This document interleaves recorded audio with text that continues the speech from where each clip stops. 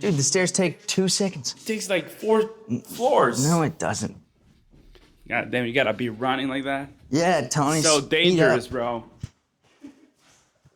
What did you just say? Jesus Christ. Don't run on the stairs. Yeah, there you go, bro. Okay, sick. Okay, here we are.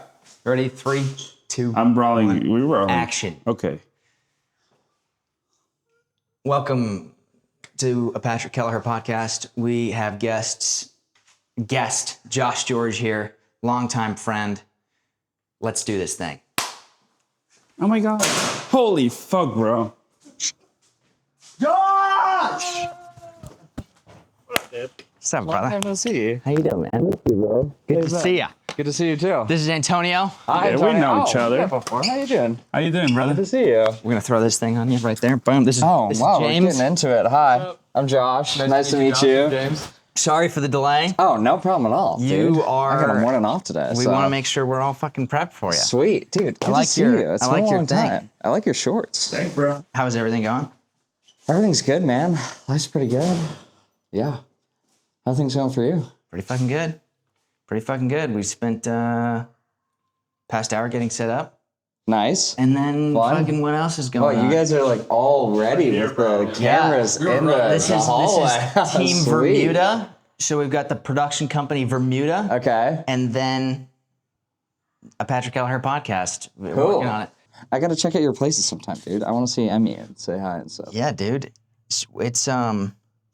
It's pretty sick. It's just this big, nice, spacious fucking. It's like a big. It's in a shitty part of Culver, though. This is Mateo. What's up, bro? Oh, hey, good to see you again, Mateo. How you been? Those are Tony's. Check these out. This Some is Park Boys. what does that look like? Kind of like LA a little bit. No. That looks like Aspen, kind of. Actually, That's yeah. Aspen. I picked Wow. these up at Ragged Mountain Sports. That's so sweet. These are like some park guys too. These Is are- this a shoe apartment or a no shoe apartment? Shoe apartment. Gotcha. Yeah, it's the we don't give a shit apartment. Instinct. Those are Tony's. We went to Mammoth one weekend, Yeah. and that was That was the weekend that the patroller passed away. the crate. Yes, Yeah, really sad. That was the I've weekend got the a patroller bunch passed of away. friends. Where should I sit? Should I sit Just right over here. Oh, cool. All right. Station all set up. Jump on, and then here we got Yeah, we've got coffee. different Wow, types this of is coffee. like a whole operation Yeah, here. bro. Wow, Black guys. chai, Ooh, chai. black okay. chai. Okay, I'll take a chai. Yeah, it might Thank be. you. It's 7-Eleven, so you never know what it's gonna taste like. It might be super sweet, and then those are your headphones right there. Oh, cool. Oh, thanks for the coffee, man. This is great. Yeah, I need to get some more 7-Eleven chai. dude, Delicious. chai is amazing. So I talking to this? Yeah. So you talking to that thing? Would we be able to kill the AC? How does that sound? Sounds great. I've never really known like how far away you're supposed to talk into the mic. Like, am I supposed to be right here? So Supposed to be back technically, they say you can get one fist away, here? Okay. and also feel free to play with this thing, move it around, and yeah. Cool. How's your headphones? Does it sound good? Yeah, it sounds great. That sounds good. really You sound good. Awesome. Sweet. Yeah, you sound great. Well, dude, welcome to a Patrick Keleher podcast. Thanks, man. I'm excited to be here. Dude, it's there's going to be the chaos of Bermuda running around doing their thing. But yeah, reason I wanted to bring you on is because we grew up together in Aspen. Well, I didn't grow up in Aspen, but the Roaring Fork Valley.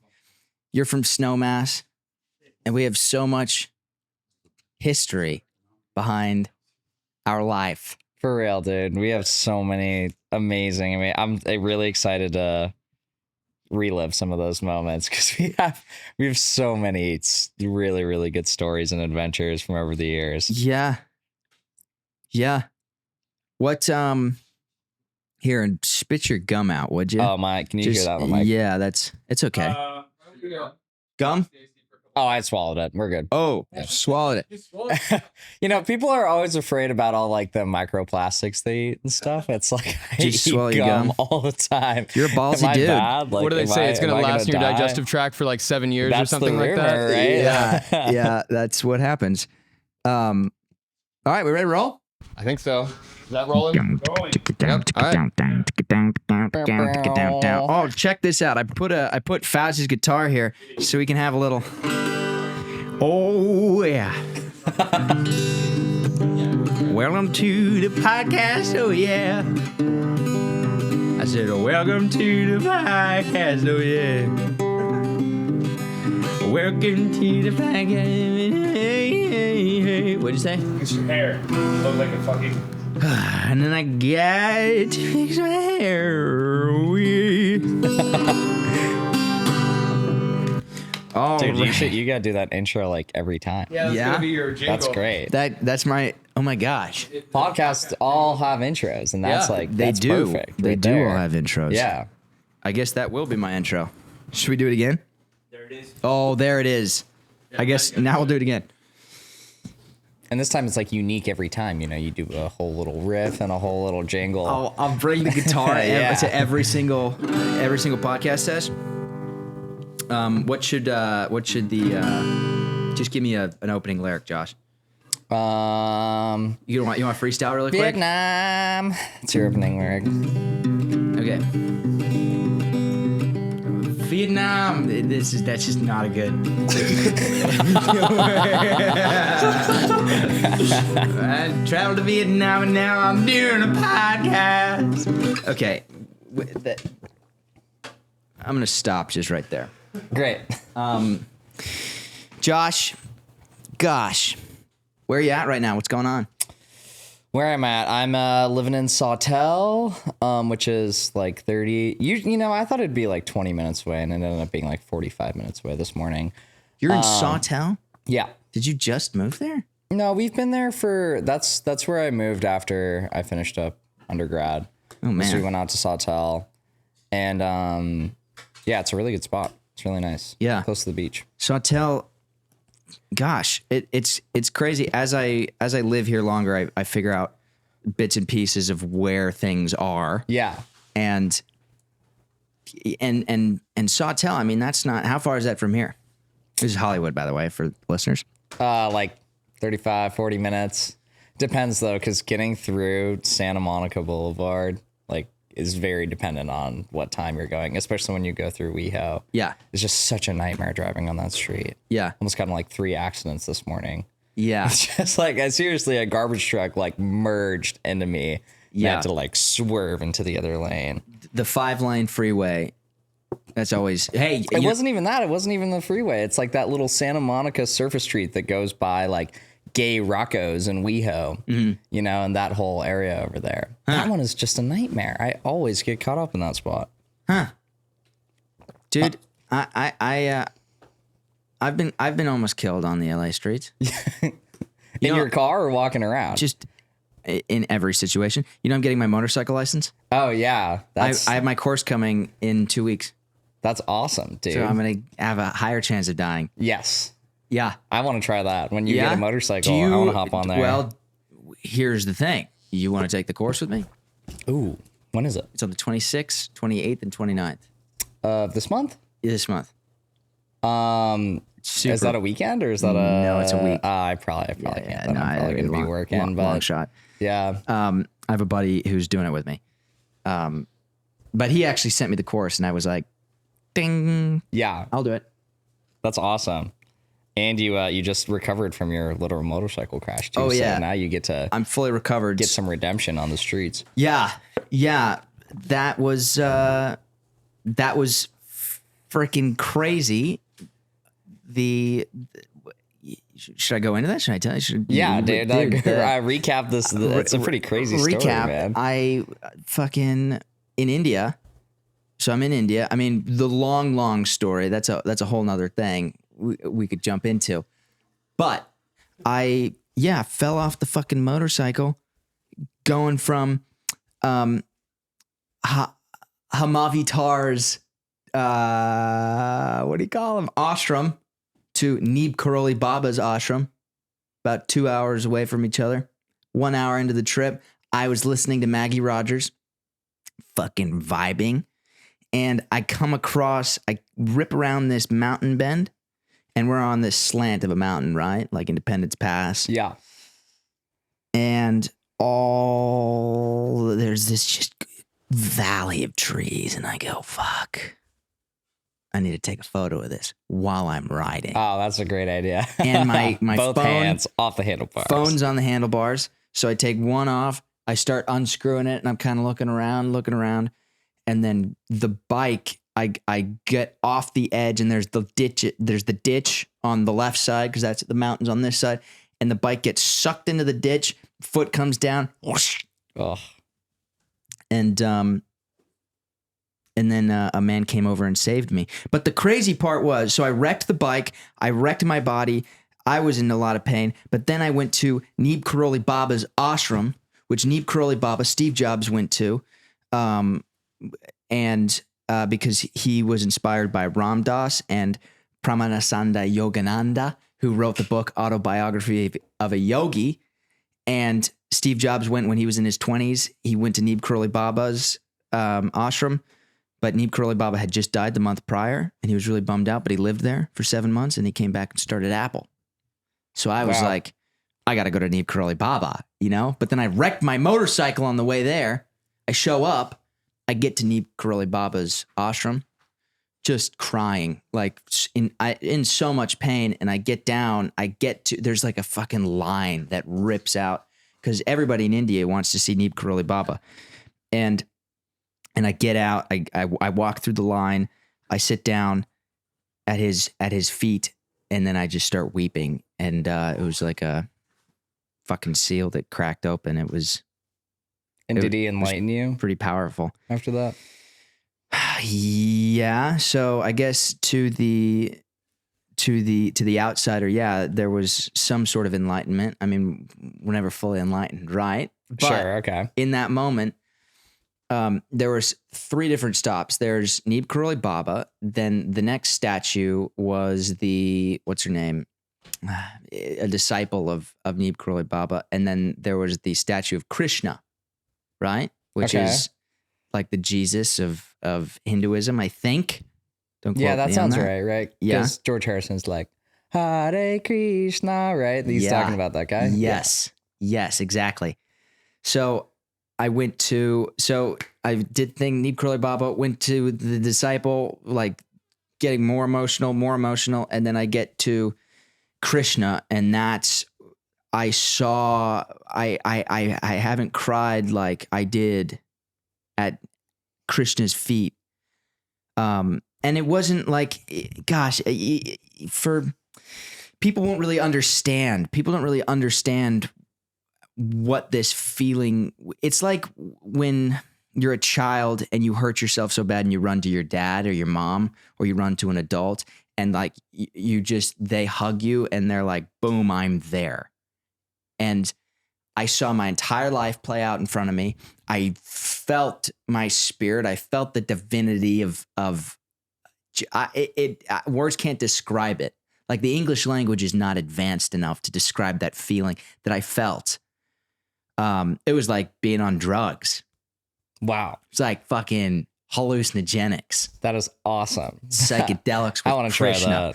that. I feel like you always get to all these countries where you can get away with not spending that much money on lodging and food and all that stuff. And it's like, gosh, I gotta make it to India or Vietnam or I don't know, Cambodia or somewhere in that sort of Southeast Asia place and take a cheap trip. Yes.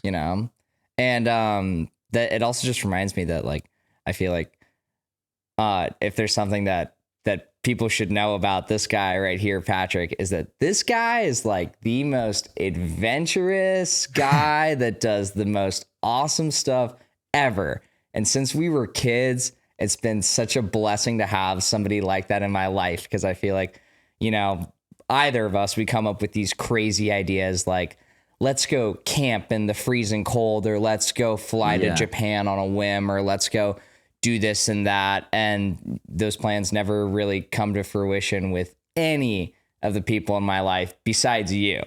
And like with you, either you or me will say something crazy, like let's go do something, and you know, usually a friend would be like laugh it off and say, that'd be fun, and it just never really happens. But since we've known each other, like seriously, like right off the bat, we just do this crazy fun shit. Oops. Oh, I'm allowed to curse. Yeah, if I can, you can say whatever the fuck we you do want. this crazy fun shit together all the time.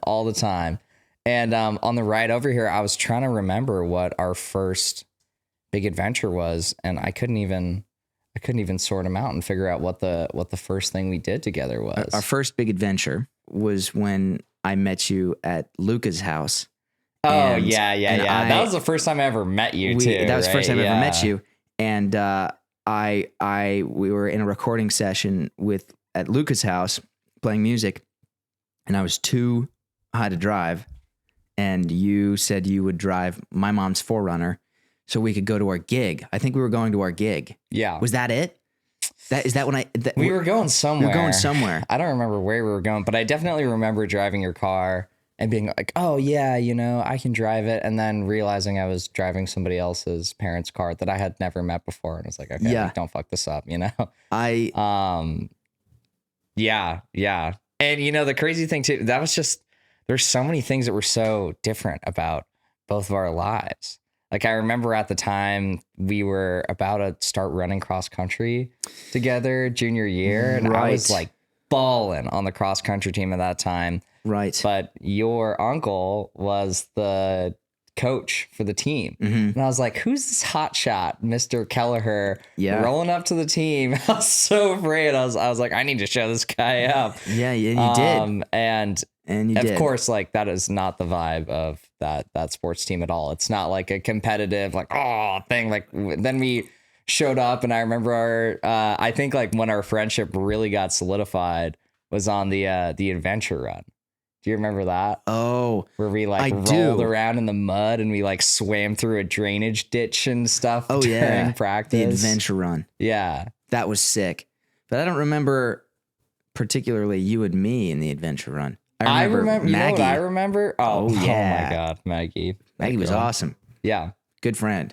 And I remember after that we took a picture of the whole team, and I think you put me on your shoulders. I was like up on your shoulders and we took this pic, and I remember like sort of circulating around our friends. They're like, oh wow, you must know Patrick super well. Yep. I was like, you know what? I guess I kind of do know. I do know Patrick pretty well at this point. Yeah. Well, you were basically my first real friend at Aspen High School. Yeah. So for context, I wanted to leave Carbondale, Roaring Fork High School, and I went to Aspen because I wanted a new beginning, and it was my senior year. Oh, it was like Frick, bro. There you go. We're riding this movie called Frick. It's about a kid who goes. I've seen the trailer for that. Yeah, I want to see that. And it's a feature now. And the premise is a kid with Tourette's is raised off the grid because his dad is. Oh my gosh, you've told me the whole plot for this before.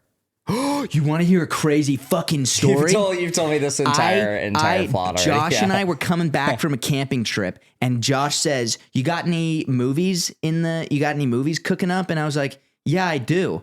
And he goes, really? Tell me. I kid you not. I made this plot up on the spot, and I said it's about a kid with Tourette's raised off the grid. I fucking came up with the story off my dome and told this story to Josh, and he was like, wow, it's a really good story. And I was like, yeah, I've been cooking that up for a little bit. And I literally improvised it. And it was along the lines of Frick. And it's changed a lot. The story beats have changed a lot. But basically, that was like the first time I ran through the Frick script. When was it? When did we go camping in California? That was sometime last year. Oh, okay. The exact date. Colorado or something. No, dude. No, yeah, that was when we were gonna go and try to fly fish at the spot, but there were some fires going on. I'll tell you the exact spot or the exact time. It was. Does it really matter when it was? It was July 25, 2024. July 25th. So anyways, we have this movie that's about a kid that senior year. So I moved to Aspen for senior year because I wanted a new beginning, a new start to life. And it was not necessarily what I needed, what I found out, because it didn't end very well, which is okay to talk about. I mean, honestly, it didn't end very well, but selfishly, I'm still very happy that you did it. I feel like you made some good friends and some good connections up there regardless. And everything worked out at the end of the day, Spicers. Right? So, gosh, what are those guys up to nowadays? No clue. But you were my introduction to Aspen High School. And then what was the first real fucking trip we went on? What did we... Was it a camping party? Because I had my stint with hanging out with the Spicers, and then COVID hit. So you know what I think one of our first kind of crazy adventures was, where it was the kind of thing where I would ask other people to do it, and they'd be like, yeah, and it would never happen. Was one day we woke up at or you showed up at my house at 4 a.m. And we drove to Aspen, and we both had some really janky touring setups. Yep. Those are skis, by the way. Skis that you can walk up the hill. Cross-country skis, but for downhill alpine. Yeah.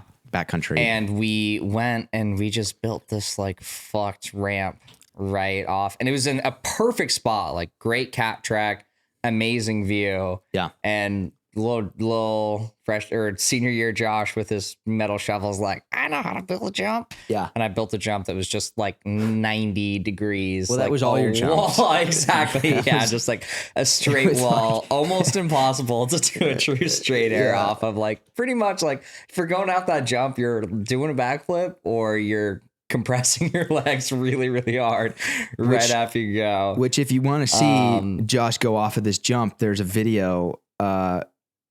James, can you pull this video up? Where is it? It's on YouTube. What's the name of it? It's called I think it's called The Greatest Ski Movie. James will. Yeah, it is. It just is go to my called YouTube The Greatest and we'll find Ski it. Movie or something like that. Oh, there it is. I found it. Oh, okay. God, your sensitivity does suck. Sorry, dude. Sensitivity's so high. I love the high sensitivity. Ski movie, right? What's your sensitivity on your mouse? Average? Default? Yeah. Default? Yeah. I've never messed with it. I don't know. It's like it should be. Exactly. Yeah. No, It's on your YouTube channel, right? It's on my YouTube channel. Which your backflips, dude. So I've seen the progression of your backflips from the beginning for the most part. Well, not the beginning because you and Sam got out. Pretty much the beginning. Yeah, but pretty much. The beginning of your backflips was I'm just going to go backflip. Oh, there shit. It is. That's my voice. How do you like the background? Dude, it's great. Oh, it's not that Super one. It's not this one? That's Ride High, Die Low. Which one is it? So we got more than one ski movie. Yeah, we got a couple. There How many is subscribers you got now? 11,000. Oh, 11,000. That's awesome. It is. Keep Wait, going. What? I have to see some of these videos. Oh, keep going. Was Elvis a homosexual? Was Elvis a homosexual? That's a great one. It's called the raddest ski movie ever. This one, right? Man, this is a good. This one has several. Oh, and we filmed that thing too. So the coronavirus was happening, and it just hit Aspen, and Josh and I were we're gonna go up on the ski resort because the ski resort closed for the first time in 70 years, and his name's John Pepke or something. Yeah, it's never closed. 74 years, and this is so distracting trying to talk about this and watch it. Where is it? Dude, the editing in this video, I haven't watched this in so long. This is such a good one. That's right there. No ski patrol. So we hate the ski patrol. We took the what do you call it? The snowmobile. The snowmobile. Yeah, this was a completely different day. This one. We were ripping. That was the day. That's the day. No, that's not the backflip day. That's a different day. Not this one. But there's 17 years. Oh my God, I was 17. That one. That's the one I was thinking of. The one that I just crashed on. No, there was a day on Snowmass. That was the And first we did day. do. Oh, you're so right. And that we was and first. we went so far out there. We went. God, you're that fucking was such a good crazy, shot. dude. Man, I forgot about this day. That's Brody. There's Brody right Yeah, there. I would just grab your clips from your camera roll. Like I wasn't there when you shot those. No, this would is just all like take- Kai film. Oh my So- gosh, look at that setup. Duct taped backpack. So this is the base of Ajax Mountain in Aspen, and you can see there's the town of Aspen. And look at this that thing. jump. And you can see me just get shot up in the air. And Oh I my was like, gosh. and so Oh, straight Josh to back. would hit these. It's a 90-degree angle jump, and it basically sends him into the backflip without him even trying.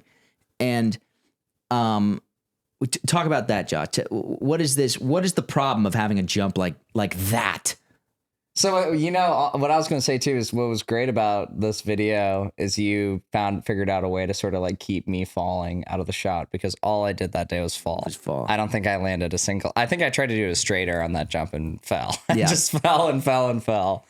But yeah, when I was first building jumps, I don't know. I feel like I would just put a bunch of snow in one place. Yeah. And then I'd take the shovel and I'd just start smacking it. Yeah. Instead of like thinking of building like a gradual take. And I wouldn't think about anything like the takeoff, the landing, like anything. It would just be like, let's put a big pile of snow right here and let's just smack it until we can jump off it. Yes. And then it just would turn into a wall that obviously the second you like ski up and go off that, any control that you have just completely vanishes, Yeah. Because you can't, it's not a giant kicker. Like, here Like we go. even Watch this this. jump is just so lippy. It's so lippy. So Boom. lippy, dude. Yeah. Oh my gosh, I forgot about And then this check day. this was my, dude. Wow. Yeah. Man, I forgot about that day with Patrick Moravec. So another cool story. We took this snowmobile up. Oh God, you just eat shit so hard, dude. This whole video is me just crashing over and over again. So we and took the best part is that back then it never hurt at all. I could just and I just felt fine every single time. I think Oh. oh my God, we could sit and watch this all day. Is that it? Is that done? I think that's it. Yeah. Directed by Patrick Keleher. That's a good video. I haven't seen that one before. Thanks, I man. Like it. Well, yeah, and also all the music. Here, can you scrub to right in the middle and turn the audio up? Yeah. All the music is original. Oh. There you go. Oh yeah, listen to that. I recorded this. So this was my capstone for high school. Oh, really? Should we build the first little lippy jump right off the catwalk? A little lippy jump. This thing is so big. I mean, like stairway to death. All right, that's the yeah, that was original music. Okay, so what's going on in there is great. Still, let's just leave that up on the screen. All right. Yeah. There was the snowmobile. We took the snowmobile up, and the day after, I don't know if there was anybody else with snowmobiles on the mountain, but Aspen Ski Company sent out a fucking email saying, do not bring your snowmobiles on the mountain. And I think it was because we caused that. Yeah, definitely. I mean, do you remember that day we like Finn, your little brother Finn, was driving the snowmobile? This was the Snowmass day. Yeah. It was me, you, and Finn, and we were taking turns like dragging each other up the hill with a snowmobile. Because there was no chairlift. Exactly. Yeah. COVID. And we got all the way up to Camp 3. And then you and I skied down the run while Finn was on the snowmobile because we were going first and we were like filming and stuff. Yeah. And Finn was waiting at the bottom. And we get to the bottom and Finn's like, holy fuck, like that snowcat guy is saying that he's gonna like arrest me. And we ran from the snowcat, and it's a snowcat, so it's really, really slow. But Finn ran away from the snowcat on the snowmobile. Oh. And then the next day they sent out that like big message saying no more snowmobiles. Dude, I remember So that. It was definitely us. It was definitely us that made that happen. That day was kind of a blur. There was so much going on. How cool How cool is that? Like, Yeah. you know, COVID. I mean, COVID's one thing. Like, I always hear these stories about COVID, about people like having revelations. Like, I lived in my house for years, and I had the revelation of life doesn't matter. Yeah. And during COVID, dude, we were doing this. Yeah. Because we were in the Rocky Mountains. So this was still social distancing. Right. I was telling one of my friends the other day, I'm sure you guys feel the same way. I was so lucky that I lived in the mountains because you could just go out and do stuff. Yeah. When James other is people from were locked in. Georgetown. Yeah, I'm Oh, from sweet. Georgetown, Okay. Colorado. On so I-70. Off of I-70. Yeah. No, I totally agree. I think everybody always talks about, and this is completely valid, but for most people, COVID was a really bad, few months or year, however long it lasted. But for us, COVID was awesome. It was kind of awesome. Great. We had like our senior year of high school was basically canceled. Yeah. We had no work and we got A's and everything for doing nothing. And the mountains were closed, which kind of was a bummer, but we had all these different ways of getting up there and we just had the whole mountain to ourselves. Yeah. And right after they closed the mountain, it snowed for like 3 weeks straight. And it was just like, it was skiing like I'd never experienced before, like just ripping POW lines where you could literally do the exact same run 15 times. Yeah. And it was just the best. Oh, We so have fun. we have it's somewhere, you don't have to scrub through it, but there's a clip in there of a particular run. I remember we would rip up the groomer and you would duck into the trees and you're like, well, before we ripped up the groomer, you said, I need you to meet me right here. We said, okay. And we ripped up, I let you and Finn go into the trees. I came back down and you guys are just hooting and hollering like up to your knees and pow. Yeah. And there's the clip of that because I was down at the base and it would have been awesome if you guys had GoPros. But yeah, God, such a wild time. And then, on top of that, the snow started clearing up. COVID went through the year. Then we started throwing the camping parties up on the Crown. Yeah. Which they weren't technically parties. They were just They're five dudes kind of hanging more out. just like hangout They were hanging out. sesh And kind of we- thing. And we met you. Mav and Nate and all those guys. I wasn't there the night that you were met there in the that, beginning. but The beginning. yeah, but we definitely, and it was crazy because that whole camping party thing was like a big tradition for all the high school. Aspenites, the Aspen high school people, and I went to like a And couple Carbon. of those. Yeah, It's just like a thing, it right? was That like everybody does. the but camping parties. like when I think about my memories of like camping and having fun on top of Aspen, it's definitely not like that. It's like those times when we were up there with Otis or when we were out there Yeah. with Nate and like Mav and those guys. Like that's what I remember when I think about that. Do you remember how I met those guys? I remember the story that they couldn't switch their flat tire or something like that, or they got No. stuck. So what happened was I'm cruising up. I'm meeting this girlfriend at the time for Sunset, and up on top of, for context, for the listeners, there's a place called the Crown, and it's up on it's up on a mountain, and you get on the top and you can watch the sun go down, and we threw all these camping, but it was a rolling hill, this big giant hill surrounded by the crown of mountains, and you're far away. It takes 45 minutes to get up to there. And I would go up and I was watching the sunset, and on my way up, there's these kids in this tundra, and they get out, they stop their car and they get out, and they're my age, and they're dressed like the fucking Outer Banks kids. They loved that shit. And they're like, yo man, we're trying to go camping. Do you know where we can go camping? And I remember like giggling and went, dude, you met the right fucking person. Yeah, like what a good person Like, to run into. So for I that. told them to follow me. I took them up to the top, and then I planted them at the really killer campsite. I said, meet me up on the top of the hill. I'm having a sunset date with my girlfriend, and let's hang out when she goes home. So she goes down. We start hanging out, partying at their campsite that I showed them. And then 10 o'clock or something, sun's down. I said, I got to go. Because I didn't have any gear. I would have slept there. I didn't have any camping gear. And I start driving down, and my car gets stuck in the mud, and I could not pull it out. And I run back up to these guys. It's like 10:30, 11 o'clock. And they're from Denver. They're the city kids. They're from Cherry Creek. And I said, guys, you're not going to believe this, but my car's stuck, and I can't get it out until tomorrow.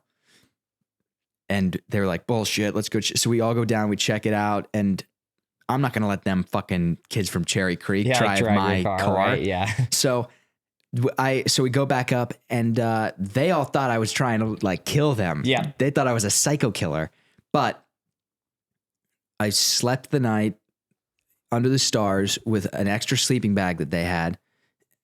Woke up, called Marcus Gerboz. Marcus Gerboz came down with fucking rusty chains and pulled my car out, and then was birthed this new friendship. Yeah. And we still see those guys all the time. I actually, Mav, like a month ago, FaceTimed me, and we talked over the phone for like 2 or 3 hours. He was like so curious. It was so good to talk to him, because I feel like I keep up with Nate a pretty good amount. Like I see him like once a year, but I hadn't seen Mav in a really long time. Should we FaceTime him right now? Yeah, let's see what he's up to. He's like trying to get into investment banking and all this stuff. Whoops, sorry. What is he trying to get into? He's trying to get into either financial planning or investment banking, that sort of ordeal. And I know that like Nate's like looking at something similar too. Dude, something in that like econ realm. The last time I spoke to Maverick was before I left for Africa. Oh yeah. Yeah. And then am I like coming through this, by the way? Am I too far away? You're, Okay, you're good. You're good. If you can hear yourself, then you're all good. Okay, I can hear myself. Yeah. Those headphones are open back, so you hear kind of everything else as what's in the microphone. Yeah. So now you FaceTime him, because then and then he let's knows see that if he we're picks up. together. Yeah. Yeah. Gosh, those like COVID times were so good. That was so many just great.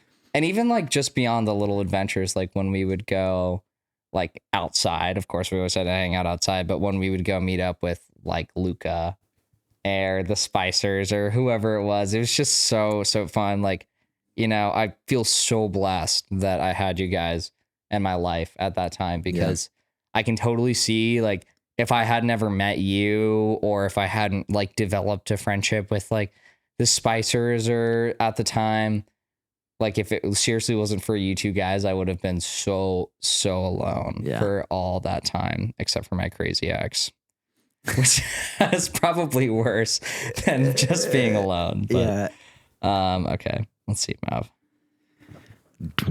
We'll get some little background while we wait for Maverick to come on. Blues riff in B or A. He must be busy. Maverick's not gonna pick up, and he's a fucking idiot. And then, gosh, so we had like winter COVID, right? And then after that, it was spring came along, and spring we did that. That was really when I feel like we started taking some of our adventures a step up into like more into the almost like being kind of stupid realm. Yes. At times. And the champion of all those stories has got to be when we camped in the Nori colonies, when it was still like, you know, in between winter and spring. Yeah. No, it was going. Wait, was it fall? No, it was going into. It was going into winter. Oh, okay. So it was crazy. We had COVID, wintertime, summertime, and then we were going into winter, but we had just graduated. You're totally right. And that was after we went on that like backpacking trip with those guys. Yes. But yeah, so wait, backpacking trip with the guys with Mav and Nate and Connor. Oh yeah, that was just those guys. That was backpacking, right? But yeah. That wasn't a crazy adventure. But the Nori Colony one. Nori Colonies was nuts, James. That was a crazy. Yeah, dude, you've got to hear about this. All right. Probably top 5 dumbest things I've ever done. And I feel like it's really more like me being dumb on that trip than you being dumb, because I Josh was is an being idiot. real stupid, really, really stupid on that trip. No, it was a combined And stupidity, but I guess there were both like some stupid things we were doing. But anyways, we wanted to go camping, so we drove up to this area, and I knew that there was good fishing up there, and it was really pretty. I'd been up there with my family before. Rudeye Reservoir. It was a little late. It had snowed a couple times, and while we were driving up, the road was pretty snowy and iced over. And It was there were October. It was signs. the end of October. Yeah, there were signs on the way up that like maybe we shouldn't do this. Like I remember your car got stuck at some point. It like slid into like a very small ditch. Yeah. And anyways, we get to the place we were supposed to camp, and it looks like it's the middle of winter. It's just a field. And we're up at altitude. field We're of up at snow. 11,000 feet. Yeah. So it's cold. We were in snow gear. I knew that it was going to be cold. We've been camping that whole summer, and as the days get shorter, it gets colder and colder. And like one of our last like camping parties, we're like, fuck, it's cold. And then a month goes by, and we're like, we have to have one last hoorah. Yeah. I remember calling my dad and saying, Dad, I'm going camping tonight. I just want to let you know where I am. And he flipped out. He's like, you're not going camping tonight. I said, And yeah, we're like, I am we'll going be camping. fine. We'll be fine, like, it's Dad. no problem. We'll be in our cars. And I said, I brought 2 sleeping bags because I knew it was going to be cold, and doubling up, going to be completely fine. And I got all the snow gear. We got we were going to tow ourselves in the powder with Josh's Jeep. And what was it? A Jeep, Renegade. Jeep Renegade. Yeah. Little Don't buy those, people. candy Bad car. toy car. Yeah. With the X tail lights. Yep. Yeah. One of those Yes. ones, yeah. Dude, I bought one of those. Didn't work out very well. Returned it. Thanks, CarMax. 30-day return policy. Yep. Let's go. But you take it from Yeah, there. and of course, so Patrick is being smart and brings 2 sleeping bags, but I'm like, so careless and stupid that all I threw in the car for this camping trip were just like my ski stuff, because that's all that was on my mind was like, oh, we're gonna like go skiing and stuff, right?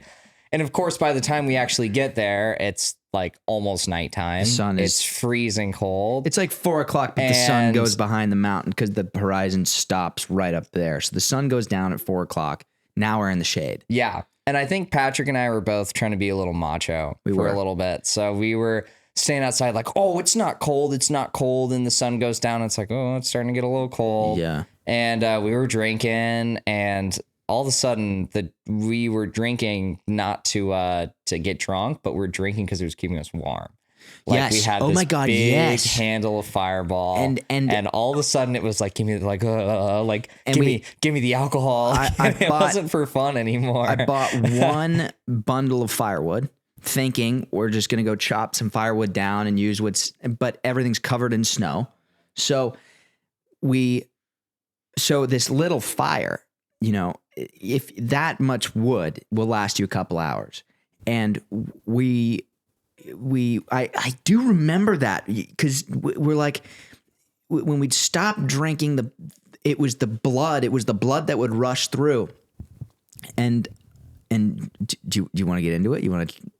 Oh, yeah. I mean, I do you want to talk about the fight? Yeah, that's the part. That's the by fucking far nuts the part. funniest part of the story. Shit went down. I didn't mention what I was getting to earlier is that I didn't bring a sleeping bag. Oh, Josh I didn't bring a sleeping bag, and it was like negative 12. You didn't outside. know. It was so cold. Okay, so you didn't. So Josh and I were like, we're having such a good time, and when things happen, and every dude knows, like, you're with your best friend and like something gets brought up and you're like, no, I can do that better. Or I can't remember specifically how it got started, but we start kind of like brawling and like just talking. Yeah, and we were like sort of pushing. We were like wrestling a little bit, kind of like pushing each other around. Like, you get the fuck over there. You get the fuck over there. And then Patrick, he kind of like slaps me in the face. I don't slap you in the face, bro. Well, that might be over exaggerated. I like shove you. There was some contact with my face, and Maybe I remember I looked at you and I was like, oh, like what the fuck, dude? And you were like, oh, like I'm so sorry, bro. My bad. Here, you hit me back, so we're even. And we're like fucked up at this point. We're really, really drunk. right? He's like, hit me back. And my drunk ass, I step and just as hard as I can, I just punch Patrick right in the so face. And Patrick stands up. He's like, dude, like, what the fuck? And I'm like, oh my God, I am so sorry. I have no idea why I did that. Here, you hit me. You hit me back. You hit me in the face. So and so Patrick I take winds this up. opportunity. I take this opportunity to knock George out. I had so much rage that he had just hit me. I was like, I had so much. You're my friend. How could you hit me that hard? I'm gonna hit you even harder. Yeah. So I wind back. Boom! And this is while I'm like presenting my face. And he's literally just sitting there like that. And I'm like on the floor. And Patrick's like, oh my God, dude, I'm so sorry. Like, why did I do that?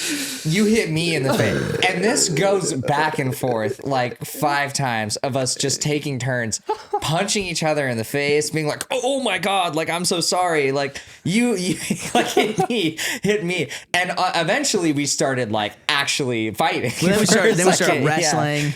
Yeah, and then I remember at one point, Patrick's like got me in a headlock and my face is in the snow. I have you in a jujitsu. It was the only thing I remember from jujitsu as a kid. I have you wrapped like this, it was like and then have in your like head, a pretzel formation. and I pull back because I go like this, so you can imagine Josh on my chest, and then I pull back like that. So Josh is just like being stretched, and I like tap out, and we're like literally about to start fighting again, and then we looked at each other and we're just like, why are we doing this? Like why are we fighting right now? Yeah. And then we had a little swig of Fireball, and the night went on.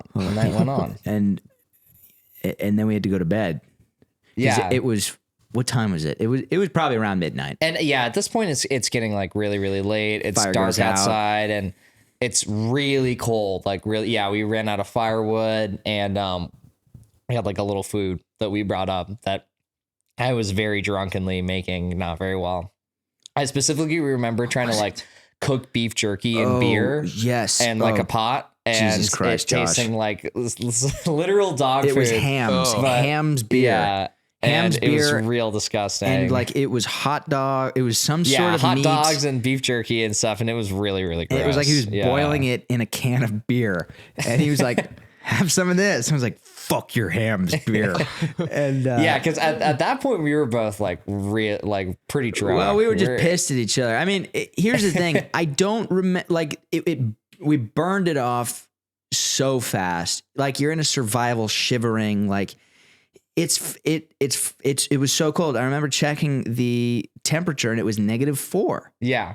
And you know, our bodies are keeping up, but then it just shoots out of your system. And it honestly, I do remember having buzzes but I don't remember like really being drunk. I remember just like it goes in and it went back out. We sweat it back out. Oh yeah. You're and it was so the right. shiver. Yeah. And so then we have to get ready for bed. Especially once it got late, the cold was very sobering. Yeah. I think during the like fight that we were having, we were both a little messed up. Yeah, but, maybe. Yeah. But, and then, yeah, so it's time for bed and I'm like, I don't have a sleeping bag. And Patrick is like, dude, you're fucking stupid. I'm like, yeah, I am pretty fucking, I was being pretty fucking dumb. Yep. But so Patrick gives me his extra sleeping bag and we were like, all right, we're both sleeping in your car tonight. Like we got to conserve warmth. And neither of us are sleeping. We're just sitting in there like shivering, trying to basically survive through the night.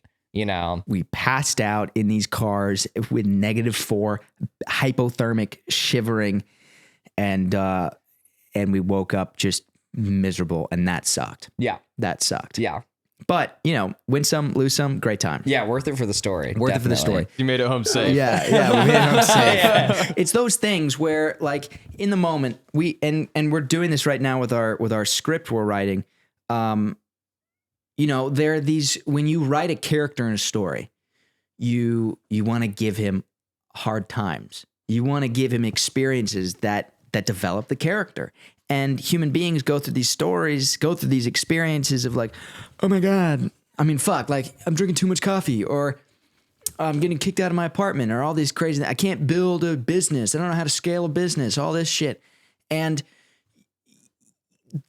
your creator, right, has given you these things to develop your character. Yeah. From a storytelling standpoint, you need to go through these incredibly challenging moments in your life to build your character. Yeah. It's like, it's so simple. That story was definitely a big character development moment like, for me, for sure. I've even though that trip was such a disaster, I walked out like thinking like, wow, like I'm a badass.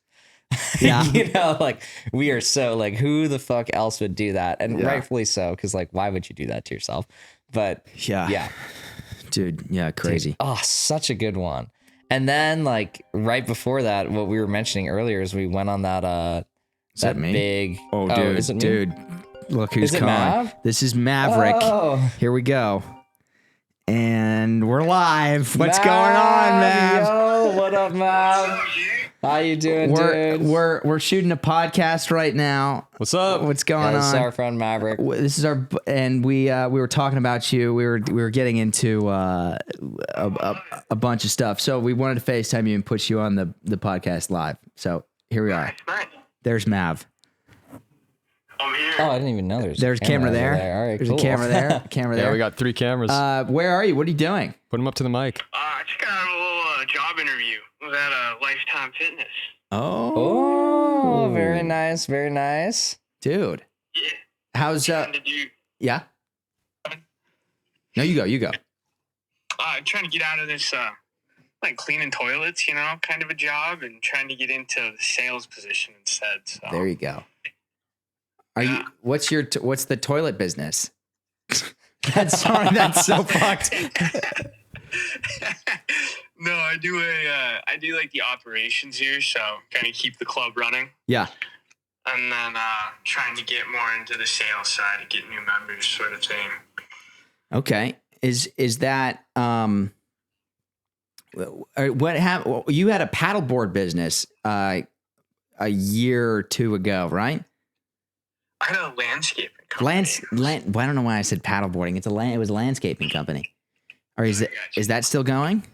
It still is, man. I'm still doing random stuff, putting mulch, putting sod, mowing lawns, building flower gardens. It's a great job. Landscaping is a really, really awesome job. It's really fun. Sick. I remember when we met you. You had a landscaping. You were running shit out of your fucking backyard, and that was fucking wild. Yup, you know it, dude. Yeah. Still doing it. Well, dude. Like on the crown, man. Yeah, that's what we were talking about. We were talking about the moment that we met you on the Crown, and it was fucking. It was wild. That was wild. We're telling stories of all of that COVID year, and we're about to get into the glacier. What was it called? Oh my God, what was the name of that glacier? Arapahoe Glacier. Arapahoe Glacier. Yeah. Arapahoe Glacier. That was no joke. That was a fun Dude, little backpack. Mav, we gotta do that. We gotta do that again this year. I'm gonna text you after this, okay? Because I like really want to circle a weekend in August to do a backpacking trip. And we should see if we can get the whole like crew together from Arapahoe Glacier. That'd be so fun. I have some like sick backpacking spots out here to take you guys to. So Amazing. Dude, I would love it. Are you still in Hawaii? No, I'm back. Okay. Back in Colorado. Okay. Yeah, dude, how was your marathon, by the way? Dude, the marathon was fucking I want to hear nuts. about that too. Dude, I was in Hilo on Big Island. Oh my God. That is, marathons are nuts. Marathons are fucking nuts. But the training for that was incredible. It was a perfect example of having a goal and seeing it through. And I had that experience with this podcast as well. Like getting it together and starting something and building something and then getting to the fucking point of, dude, it was a great time. It was a really good time. Wish you were there. Yeah, I wish I was too, man. Yeah. No. You got it with your uncle too, right? Yeah, my uncle Uncle Chris, which Josh was in cross country. Our coach. He was our cross country coach. But yeah, dude. Yeah, man. Well, we just wanted to give you a ring and say what's up and put your face on the pod and yeah. Yeah, Mav, I'm gonna text you after this, okay? And I'm gonna text like Nate too. I want to see if we can find a weekend to get you guys out here. Yeah, sounds good. And I'll try and come out to LA sometime here this summer too. Yes, let us know. Let us know if you do. That We would be miss you. sick. We'll show you a good time, and we got some pretty fucking cool surf spots, candy spots. We got all these boards in the yeah. We got you, bro. Absolutely love it. Yeah. All right, dog. Love you, man. Talk to you soon. See you, Mav. Love you guys too. Good to see you boys. Peace out. Peace. I screen recorded that, James. Oh, hell yeah. Nice. How we Perfect. can throw him like in the corner. Yeah. Or right between you guys in the Yeah. wide. Good guy. Maverick's a good guy. Yeah, he's a good friend. He's a really good friend. I was really happy when he just like called me out of nowhere the other day. Yeah, gosh. I've spoken to him in a long time. God, I haven't spoken to him in a year. Yeah. Over a year. And you know, that's the best thing about like guy friends is we can just like not talk to each other for Disappear for a long time. a long time. Yeah. Kind of like when you like vanished to where Argentina? Where was it? No. Oh, Spain? Paraguay? Paraguay. Yeah. There you go. Lived in Paraguay for 6 For months. like so long, and he came back and it was like I'd seen you yesterday. It was awesome. Yeah, well, that's just what happens. You know, yeah, I do love that about just, I was going to say about being a man, but women probably do it too. They definitely do that. It's too. just like, they definitely do it. you too. can, It's that kind of friendship, you know? It's Yeah. that kind of friendship. But Where, with the girlfriend, on the other hand, it's like, you know, Right. Gotta be in that's when things contact get every dangerous if day. it's Yeah. any longer than a week. So, yeah, right. But you know, Patrick, I'm curious. I really want to hear about what you're like up to nowadays. So as far as rookie goes, I have no fucking clue if I'm coming back or not. Yeah. Obviously, cross my fingers. It's getting renewed for season 8, and that'll be sick. But dude, I mean, I did the big thing was the Hey Mitch audition. That was sick. That was I mean, God, there's been so many fucking auditions. There's been so many auditions for awesome projects. But being an actor, you know, not gonna lie about it, it's like you get 100 no's for the one yes. Yeah. And But it only takes one yes. it only takes It one. only yes. takes one, It right? only takes one yes to get the rookie. Yeah. Which is so cool. So sick. cool. But yeah, man, I mean, the big thing is working on Frick. We're working on Frick, Mateo and I, and we're working on Antonio's film. What's that? Can we talk about that? What's your Tony? film? Yeah, the continuing story of Martha Berry, which that title may be changed. You won't. It won't be changed. Fuck Tarantino, Yeah, man. fuck Tarantino. We love you, Tarantino. So Tarantino, you know, Of course, yeah. Cliff of Booth. course. The Yeah, from which movie is he from? Once Upon a Time in Hollywood. Yes. Is he Brad Pitt? No. Yeah. Yeah. Okay. Brad Pitt. Yeah. And then God, who's directing it now? What's his name? Fincher. Fincher. David Fincher is doing it's called The Continuing Story of Cliff Booth. Yes. Okay. I've seen. Now I know the conflict. The Continuing Story of Cliff Booth and The Continuing Story of Martha Berry. Anyways, Well, maybe we can get Brad Pitt. maybe we could get Brad Pitt. Dude, Shout out Brad Pitt. shout out Brad Pitt. Yo, Brad. Yo, Come Brad. on the podcast. Come on the podcast. I wonder if he skis. And he probably doesn't ski. He rides a motorcycle though. Loser. He surfs though. He surfs? He surfs. Yeah, of course. Yeah, he's Brad Pitt. He's Yeah. got to surf, man. Yeah, dude, shaggers. Yes. So ripping that, we're in the early stages where we've locked the script and then unlocked this. You know what that means? Locking the script. No, I have no idea what that means. So when you write a script, you can have the development stages.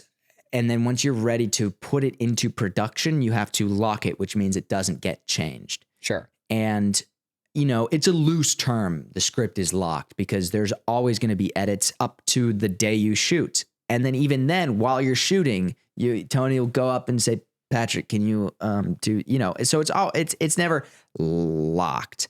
But we've been we've been playing around with this Frick script for 5 months now. And we finally got it boiled down to the script, to what you would call locked. And there's little dialogue changes and little things here and there. But shopping it around with some producers, a good guy named Ezra Goldberg, and Ezra Goldberg John, and God, I hope I got his last fucking name right. Anyways, great guy. Talking to a couple other people, and just, it's a movie. Like, you never know what's gonna fucking happen. It's always changing. It's always moving around. You're basically asking people to invest in something that they very well could not get their money back, and that's hard to pitch somebody. Like, as a business standpoint, a movie is not a good financial investment, and it's really hard to pitch that to somebody, to say, look at the vision. This is what I'm doing. Like, even the podcast. I mean, this already has an ROI. Like, so it's tough, and it's so expensive. I mean, we're looking at, I want to sell for a budget of $1 million. I want it to be $1 million. Am I going to get that? I have no clue. Wait, which one, Frick or For Frick? Or and then Martha Tony's? Barry's going to be whatever the fuck it is, you know? And do you have to sell it to a like an agency, or who picks it up? So you can go a couple different routes. Okay, this is the process. So investors will put money into your film, and you can do that through a production company. You can do it through a studio, or you can go the independent route and have like your GoFundMe and like, hey grandpa, and like, hey friend grandpa, and all that shit. And you say, listen, you get the contract. It's funny. The contract that you hand him, it's like 25 pages are like, you're probably not going to get your money back. Don't sue us. You can't sue us. You can't sue us. Then the last page is like, however, if you do get your money back, this is the percentage of the film that you own. Yeah. And, so does that answer your question? Yeah, totally. Yeah. I would love to see one of those contracts, because I'm going to have to think about like that field in the future. I'm going to have to give it some consideration. So talk about your lawyer. Yeah, what I'm up to nowadays. Bring it on, dude. You got some stuff going. I do have a lot of stuff going on, like right now, really. So I finished at UCLA last year. And So then flex. for this year, I'm proud of that one. Yeah, I worked hard for that. And then for this year, I've been my kind of like two jobs. My main job is I tutor the LSAT, which is the law school admissions test. Yep. And then my other job is I work at a local elementary school, and I teach the 3rd and 5th graders math and ELA and stuff. And that's been really, really, really fun. It's funny. I feel like sometimes teaching my adults these like really complicated like logic stuff that admittedly is pretty hard to figure out if you have never done it before is way easier than like explaining to a 3rd grader what 5 times 3 is. Like, that is just such a world. But then yes, in September I'm going to USC Gold School of Law. Subtle or flex. I got a full tuition scholarship over there. And fucking sick, right? Yeah, fucking sick. I'm really, really excited that I get to stay in LA. Look at the brains on Brad. And I'm pumped. And I don't really know that much about like what to expect. And I've done some like research into what USC Gold sends their graduates into. But a big thing in talking to admitted students and alumni there is that everybody loves entertainment law.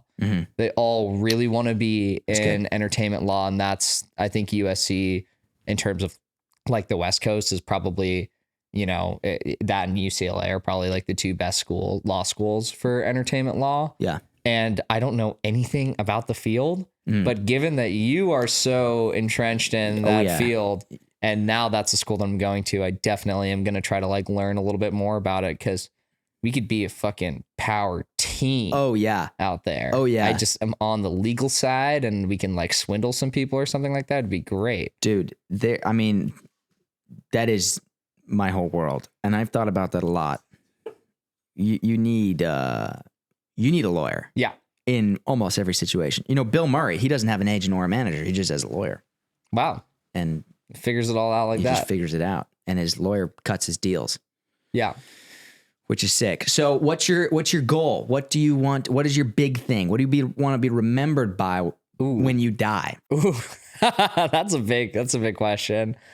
I don't know if I necessarily know what I want to be remembered by, but I definitely think my like career goals have always been that I want to do something that helps the community in a way that I feel like I have a direct impact. Yeah. So I think right now the most obvious way to do that is through public interest law, which I did as an undergrad. I worked for the Los Angeles District Attorney's Office for a couple of years, and I just really like, you know, that career field because you can see the impact that you're having on the community. Like you're working with the people that you're helping. Yeah. And that's really my end all be all goal is just do something where it feels like I'm helping people. Yeah.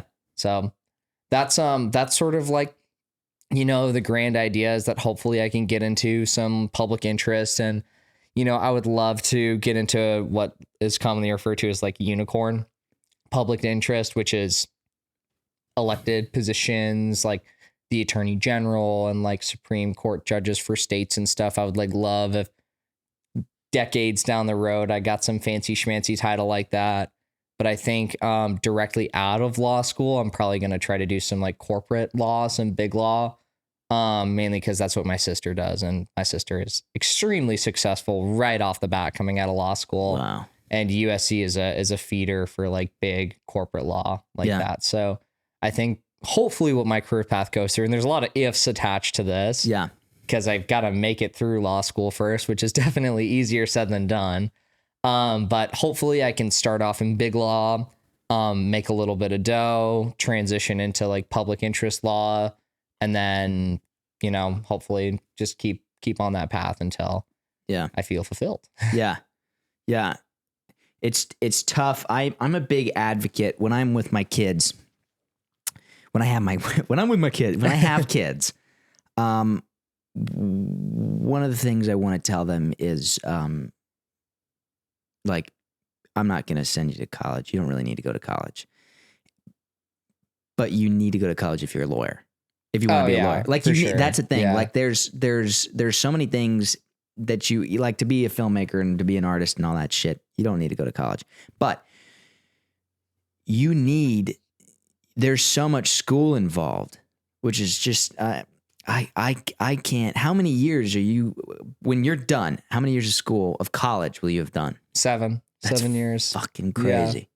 It's a lot. Do you worry about that time being sucked out of your life? You know, I think that I definitely would be I was a lot more worried about it before I had the USC deal.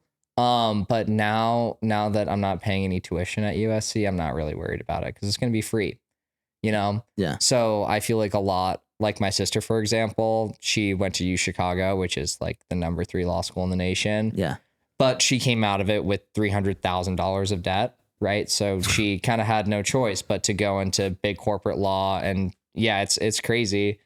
And she's going to have to work like big law and she has no choice. She's going to have to work big law for like 8 years to pay it off. So she kind of has this like whole scenario, but now that I don't have to pay anything for law school, cause you get a full ride. Yeah. You dog. Now that I don't have to pay anything for law school, it's nice because if I really want to, I don't think this is going to happen, but if for some reason I go to USC and I hate it, like I don't even have to be a lawyer anymore. I could just like do something else.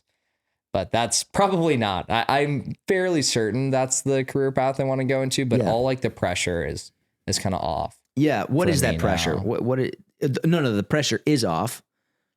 But what comes with? What are your fears around becoming a lawyer?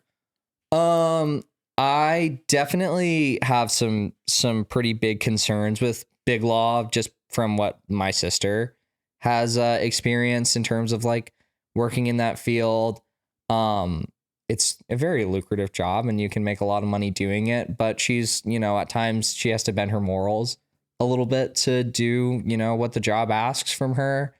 And I think my biggest fear is that one day I'm going to lose sight of like what I really want to accomplish, which is I really, really, ever since I was in high school, really wanted to go into some career where it felt like I was helping people. And for a long time, that's why I was on like the med path. Yeah. I wanted to like go to med school for a while because like what better way to help people than helping the sick or the injured people. Yeah.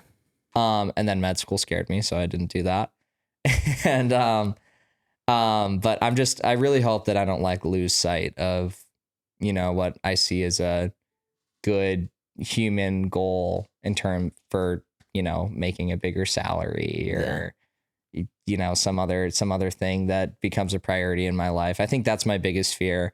But I also have some other things I'm scared about. Like the hours are going to be crazy and I'm going to be working my ass off, like to start off, and probably for my whole career, I'm going to be like working really, really hard. That doesn't scare me too much though. I'm kind of happy to have like a lot on my plate in terms of that. But, I don't know.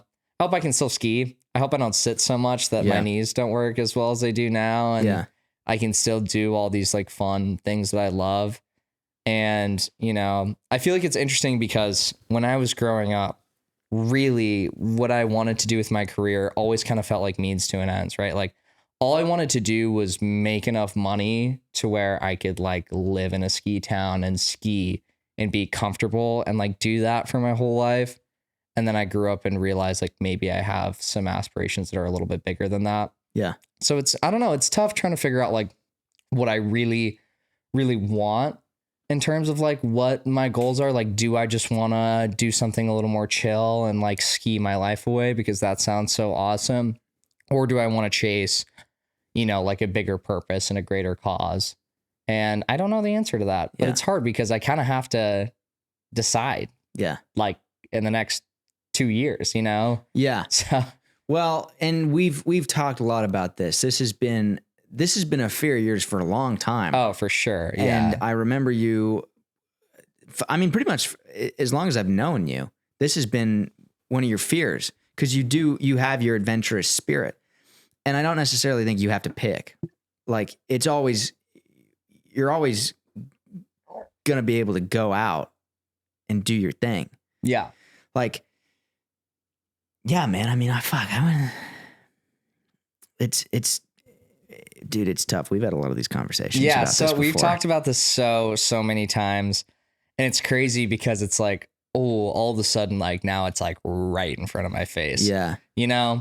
But I'm really honestly like as nervous as I am about like that whole situation, and that like sometimes I feel like that kind of puts some like pressure on me. Like what do I want to do? Yeah. I have no regrets because I feel like I couldn't have set it up in a situation where I could try to do both like as well as it's going for me right now. Right. So, I have some concerns and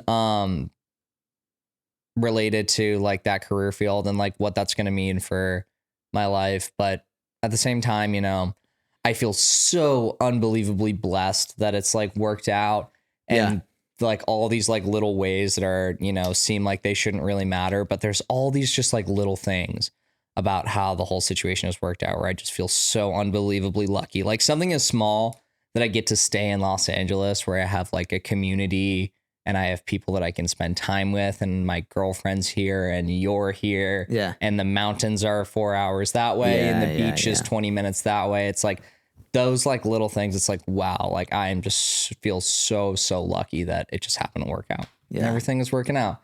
And I feel like that kind of is true for both of us, Yeah. Things just tend to magically work out most of the time. So let's hope that it keeps working out, right? Dude, I was doing a transcendental meditation advanced course. That sounds like I'm Well, that is what it's called. It's not. The people need to know too that it's not easy. Like, dude, some of the meditation stuff that we've talked about, it's not exactly easy to do. Right. Yeah. Well, the reason it's called advanced is because you have to. There are different levels to get up to a different thing to understand a different thing, and it's all scientific. It's deeply explored. But there was a guy at this TM. He was our instructor for the day. And he was talking about how it's all going to be okay. Life and evolution, like if you really look at it from an outside perspective, the trees evolve, the animals evolve, the life just happens. Everything is like very neutral. It just progresses and it's all okay. And then as humans, we have conscious and we're going to evolve and everything's going to be okay. Like literally everything's going to be fine. We're going to live and we're going to die. But since we are so advanced, we think about what is the next thing? What's the better thing? I'm not comfortable here. I want to be comfortable now, but I don't want to be that comfortable. I want the net. What's the big, that's good, but it's not good enough. I don't feel good right now. And how can we tap into the, oh my God, it is okay. Yeah. It is totally fine, you know? But it's tough because, you know, you look at all the guys, you look at Beast, you look at fucking Logan Paul, like you look at the crazy entrepreneurs, Steve Jobs and Walt Disney and all these guys that I love, Von Chenard, Patagonia, like they are such grinders. I mean, they fucking lose their teeth by how hard they're clenching and working and pushing. And it's so admirable, and humans build, and that's what I love about human beings. But also there's the stillness of knowing, like, it's fucking okay. Yeah. Yeah. I don't know. That was a tangent.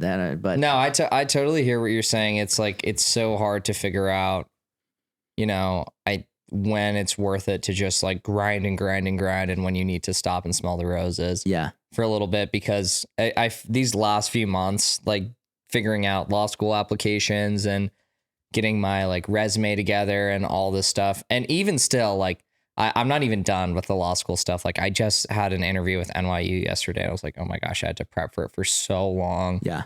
And oh wow. It's, you know, and all that time and then like having this conversation and thinking about that, it's like, wow, like as stressful as some of these last few months have been, as much as I've been like ripping my hair out, these last few months have been like, and this whole year between undergrad and law school have seriously just been like some of the best moments and like time that I've ever had in my life. It's like for the first time, it's like, oh my gosh, like all this work that I did in high school and undergrad, it's like, whoa, there's some fruition is coming out of this. Like I might get to reap actually get to reap some reward for this someday. So yeah, you know, it's hard. It's hard to figure out when the right time is to, you know, put your head down and keep working, and when to stop and be proud of, you know, what you've done so far. But I really think that for both of us, for you and me, like for where we are right now, you know, I think we both should give ourselves a little pat on the back, because we've worked pretty damn hard over the last couple of years, and things are just you know, working out. They're working out. Yeah. You know, I remember when you got the deal to come do that play in LA. Yeah. I was like, yes, because I remember when I first saw one of your plays in high schools, I was like, oh yeah, like I totally thought you were like the best actor on the stage. Was that A View from the Bridge? Yeah, A View from the Bridge. And I was like, I definitely thought you were the best, but I don't know anything about acting. So there's no, like, I had no idea if you were like any actual good, right? But I thought you were good. Yeah.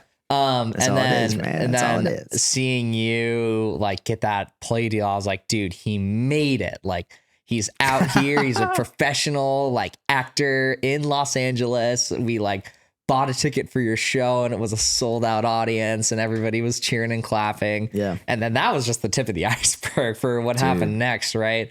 Not only with the show going to Broadway, but now you're like on my television once a week, which is pretty crazy. So yeah, man, I'm so happy that, you know, things are working out for us and that we still get to do all the fun, like crazy stuff that we do. Yeah. I don't think there's anything I would ask for to like change about my life and, you know, having you around and how fucking just great everything is. So yeah. No, dude, it's a fucking gift. Zero regrets. It's absolutely zero. Yeah, dude. It's just, you know, and we're always on the journey. And like these guys, I've been with them since college, and like we're all, we're building something, and it's number one, it's tough to look at where you're at and be grateful for what you have, and go, oh my God, I'm on TV, and oh my God, I got a full ride to USC, and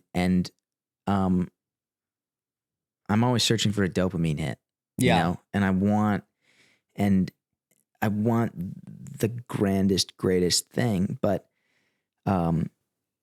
it's in those moments of realization, fuck, look at where I'm at. Look at what I'm doing. I mean, God, dude, I've always wanted to do a podcast. And here we are, we're sitting and we're talking. We're doing it. Like you and I, we have such good conversations, and now the world gets to hear. Yeah. How cool. This is and also like, it's funny because we only touch like the surface of like 2 of the. There's so much stuff. Like maybe like 30 like stories like gotta that. Have you on again and talk more about it. Yeah, but those 17-year-old kids messing around, and in the snow, I think they'd be really, really happy to see us here doing this right now. If I had a telescope and could see where I'm at right now, what I'm doing, I'd be pretty stoked. What is your and wrapping up to get you out of here?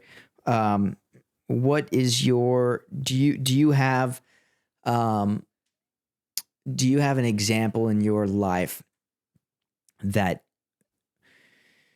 you've envisioned something and it's come to fruition, where it's almost, I don't want to say exactly what you wanted, but you had an idea, you had a goal, and it worked? Yeah, I do. I think there's two things. Maybe I can just talk about both. Yeah. I think the first thing was that when I was a high schooler, my like number one goal in life was to one day like be a sponsored skier. Like I just wanted some company. Dude. It didn't matter who it was. It didn't matter if it was like some guy who sold like 2 pairs of gloves in his life. I just wanted somebody to reach out to me and say, hey, like, I want you to rep my stuff on your social media. And I remember like that was my dream for so long. And that's why we were shooting all those skiing videos and trying to get some like traction online. And I mean, obviously I'm like not really all that great. So it wasn't going to go anywhere. And then when I went to UCLA, I was like, oh gosh, like it's over, like I'm never going to get it now because now I live in this like big city and I didn't even know that Mammoth existed. And it just magically happened to be that like going to a big name school was the perfect mixture for me to accomplish that goal. And then, I had Merrill reach out to me and I, worked for Merrill for a little bit, and I still work for Icon Pass today. And that goal of one day being a sponsored skier, and not like an actual pro, because I knew that I was never that good. But like, getting to like claim that label, it just like magically, it worked out, and it worked out in such a great way that honestly exceeded the expectations and the visions that I ever thought would be possible. Yeah. For me. And then the other one that is still in the process, but just worked out a little bit, is that business that I started with James. We started our own LSAT tutoring business. And it has just been a nightmare of paperwork and legal problems and all this crap over the last few months trying to figure it out. But we just got our first client, and they bought a like 20-hour tutoring package, and this guy like zelled me $2,400. And it was like, whoa, like we made money. Yeah. Like our business, we actually made money right now. Like we have a profit. And that is like already enough of a win for me on that, with like all of just the fighting that's gone through this, that like, we each made like $1,000 off this whole deal. That's fucking awesome. So yeah, if anybody listening to this needs LSAT tutoring, if you're trying to go to law school, Esquire LSAT or Esquire test preparation, look us up online. Yeah. I'll plug your phone number on the screen. Yeah. Text me. That was a joke. Friends of Patrick get a discount. Yeah. Because all my friends, they're studying for the LSAT right now. That's amazing. Yeah, man, that's fucking cool. That's really cool. your skiing. I mean, those are two things that we could go into. I first want to touch on your skiing. You've always just been a brilliant skier. Those are two. Thanks, man. It's great, dude, because you know your theme in your life, your problem in your life, your goal in your life. It's always split between the adventure and the pursuit of greatness. And your pursuit of greatness, it's going to manifest in its way that it does. And it's great that you just made your money off of your LSAT. And I know that's been in the works for a while, and your college and becoming a lawyer. It's going to work out. It's crazy. Like being in the weeds, like you can't see the light at the end of the tunnel, but it's like the simple, the rat experiment where they drop the rats in the water, and do you know this experiment? I don't know this experiment. They drop these rats in the water, and I'm going to get these numbers wrong, but this is basically just like they make them swim, and after I think 15 minutes, the rats drowned. Oh, okay. And then so now they're dead. So then they take different rats. Or they take the exact same rat, but alive. Sure. Yes. And they put it in the water, and the rat swims. They make it to about 14 minutes and 30 seconds, and then they scoop the rats out, and they dry them off, and they let them hang out just for a sec, and then they put them back in the water. And those rats swam for like 24 hours. Wow. So, as humans, we don't technically get to see that it's going to work out. We have no idea if it's going to work, but we know that we can work it, right? And it's cool to watch you do your thing. And I'm not watching you with the fucking closest eagle eye ever, but like when I just know your pursuit of greatness is going to manifest into something awesome, loads of money, experience. It's going to be great. Thanks, and it's going to coincide. You might be giving me too much credit. Well, no, dude. And it's cool because and then you're skiing, like you're sponsored skiing, and you always say like, fuck, I'm not going to be able to do that. And it like, they just won't work, but they do. And they with your sponsorship, and can you give out codes to the icon to people click on that? Yeah. Go check out his. Oh yeah. Go to my Instagram. If anybody needs an icon pass, go to my Instagram. Could you pull that up, James? Joosh with 2 O's, JOOSH. I'll put it on the screen. Put it on the screen. Yeah. That's awesome. See, we got a screen and here. And now I'm getting plugged. This is great. Getting plugged. But it's just, you're going to have a great life. You have a great life. And it's just good to know you. And it's good to know, God, I can't wait till I'm in a pickle legally. I can't wait. I'll be able to call you.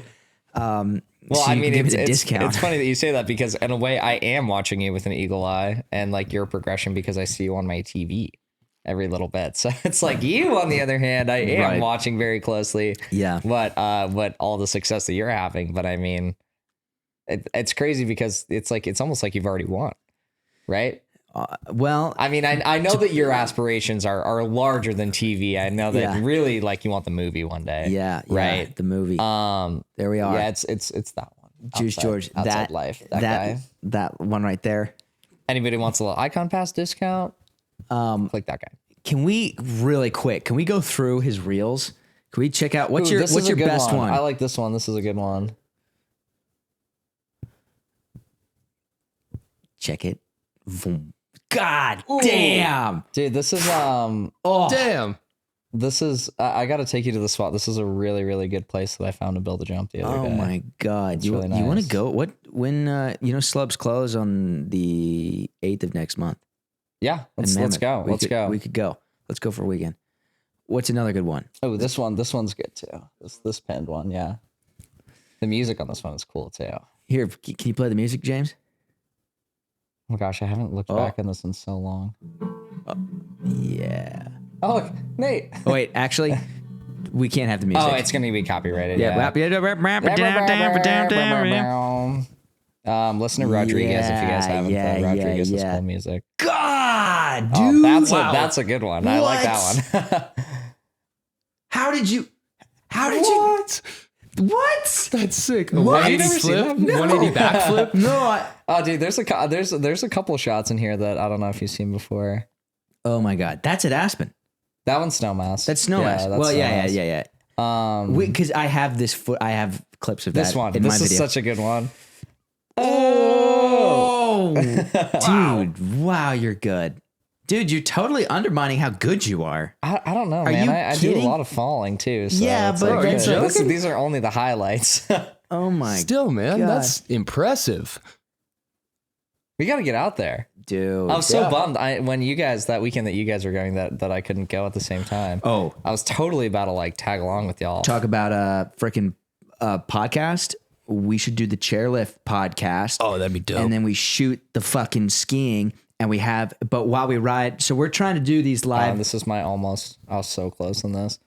Still haven't put this down to this day. It'll happen. It'll happen one day. One day. Crazy. We're trying to do Nuts. these. Yeah. I'm getting props out here. Let's go, Dude, you're so sick. That we should go skiing and shoot a podcast, and we'll each chairlift ride.